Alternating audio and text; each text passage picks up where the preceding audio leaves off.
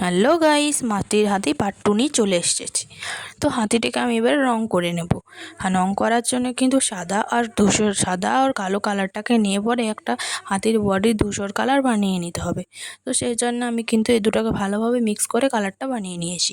দেন তো হাতির বডিটার চারিদিকে আমি এই ধূসর কালারটা দিয়ে দিয়েছি। হাতির বডি চারিদিকে দেওয়া হয়ে গেলে আমি কিন্তু মুখেও ধূসর কালারটা দিয়ে দিয়েছি।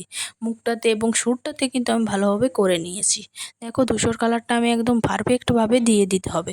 তারপরে কিন্তু আমি একটু সাদা কালার নিয়ে চোখটাতে করে দেব। তো দেখো, চোখটাতেও কিন্তু আমি সাদা কালারটা করে নিয়েছি।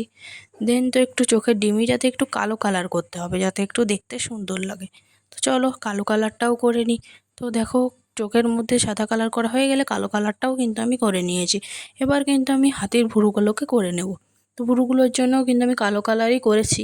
তারপর হাতিকে সুন্দর দেখতে লাগার জন্য একটু লেজটাতেও আমি কালো কালারটা করে নিচ্ছি। তো লেজটাতেও কিন্তু এখন ভালোভাবে কালো কালারটা করা হয়ে গেছে। এবার হাতের সুরটা একটু ডিজাইন করে নিয়েছি। তো আমার ফাইনালি কমপ্লিট হয়ে গেল। ভিডিওটি ভালো লাগলে লাইক, কমেন্ট, শেয়ার করে দিও এবং চ্যানেলটি সাবস্ক্রাইব করে পাশে দেখো। তো টাটা।